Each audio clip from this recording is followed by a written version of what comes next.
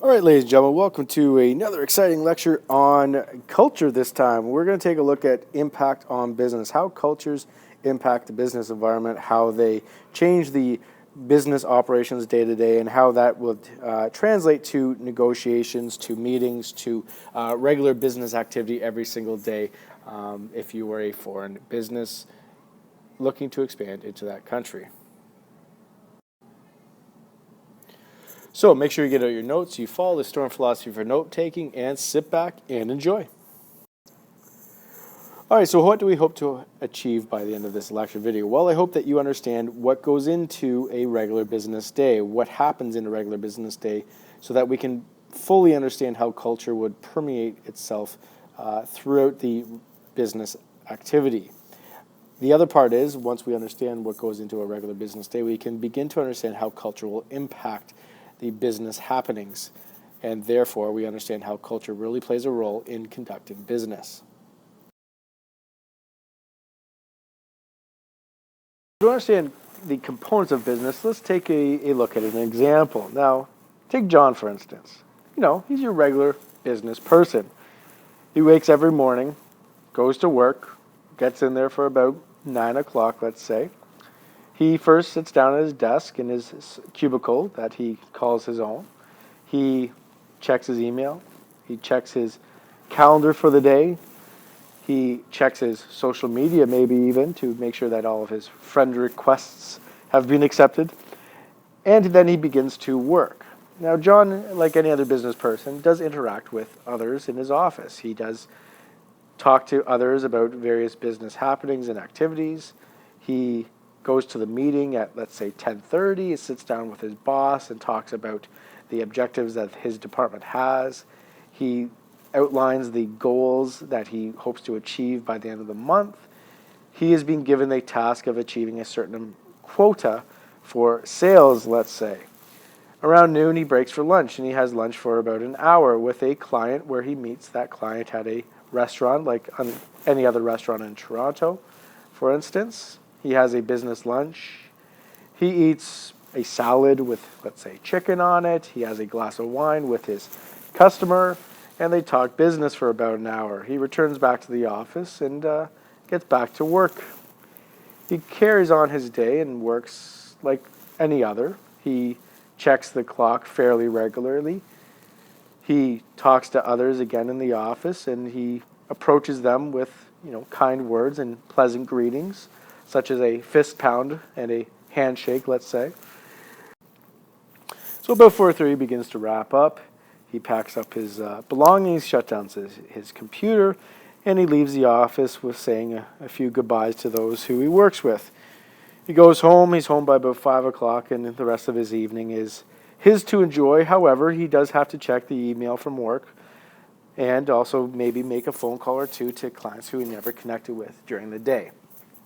All right, so that's a typical business day.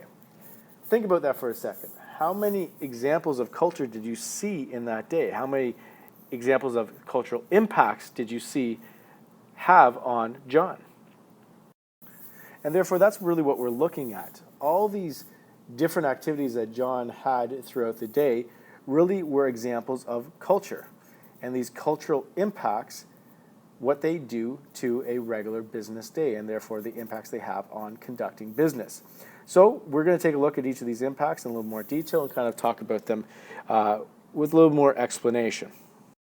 So the first one is time. Now everyone can hopefully read a clock, but some people read it slightly different than others, and this is how we perceive time. Some cultures are very monochronic, and they see time as very linear and sequential, and focus is on planning one thing at a time, logical progression.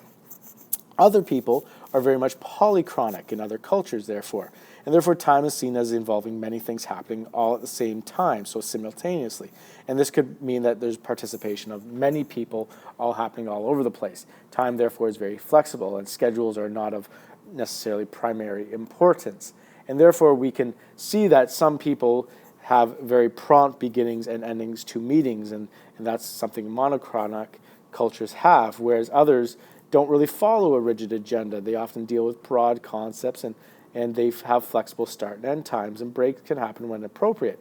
that's very much a polychronic person, and so therefore the perception of time really impacts how we conduct business. Another impact that culture has on business is our spatial perception and how close we interact with others, right? This is how we individually, how we are comfortable with personal space and physical contact. To some, approaching very closely is very uncomfortable. To others, that's seen as the norm. And therefore, understanding these spatial perceptions really impacts the way that business meetings and negotiations and business activities are conducted. And therefore, culture plays a huge role here in how close we get with someone in the physical contact. So in terms of handshakes, for example, in terms of how we greet each other, right? All this has to do with spatial perception. So communication is very much that easily recognizable activity that happens in business. It's how people speak, the language they use, and the meaning they have behind their words. It seems very straightforward, it's easy to understand, but culture has slightly different impacts on languages and people and how they communicate around the world. And so sometimes there's hidden meanings behind the words. Sometimes it's the slang that we use. We have to understand this, and culture plays a huge role in how we communicate with one another. And just like the verbal communication, there's nonverbal communication. Eye contact and body language plays a huge role in how we conduct ourselves, how we interact with one another. To some, making eye contact is seen as offensive. To others, that's what's necessary. In terms of body language, in terms of how we sit, how we stand, how we shake hands, what signs we use in terms of hand gestures. The peace sign to our culture can be very offensive to other cultures, and therefore we really have to understand this nonverbal communication. And again, culture plays an impact there. And this brings us to the business etiquette, how we behave.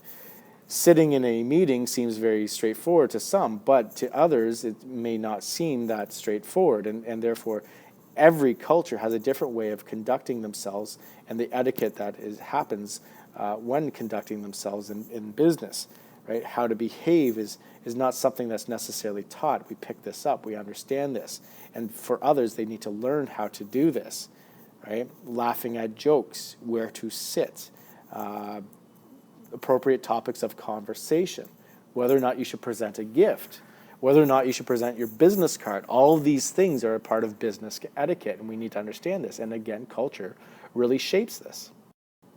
Leadership is also something that can't necessarily be taught. We understand how to lead, and we often figure this out by observing cultural characteristics and characteristics of others.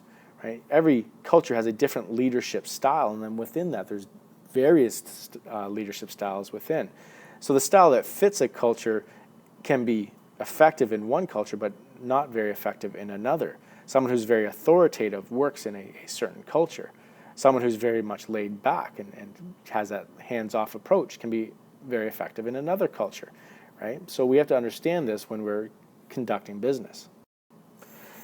And the goals and the incentives that are communicated to their employees of a business is also very much about culture, right? How to achieve a certain goal. Does the end justify the means? To some countries, it's all about reaching that goal. To others, it's very much about how you reach that goal, the path, not the end point. And the incentives given to reach this goal. Some cultures, they're driven by money, right? To other cultures, it's very much driven by honor and respect. And so all of these things play a role in how people work and how they perform. And the expectations of employees. This is very cultural. Do we expect employees to go to work at 9 and leave by 5 o'clock? Or do we expect them to come to work at 7 in the morning and leave by 7 at night? Giving an hour lunch to employees, is that expected? Do we expect them to go home at night and continue working, or do we expect them to go home and relax? The idea of siestas given in some cultures, I mean, that seems crazy to other cultures, right? So what we expect of employees has a lot to do with the culture. So this brings us to the end of our lecture. We understand now that culture has a huge impact on the way people conduct business, how businesses conduct business, and how countries conduct business. When we think of Canadian business, which one impacts Canadian business operations and activities the most? Does one stand out to you? Right? When you try and define a Canadian business culture, is there something that really observable? Is there one that really stands out amongst the rest? So consider this. And that's it. That's all. It's everything. We'll see you tomorrow.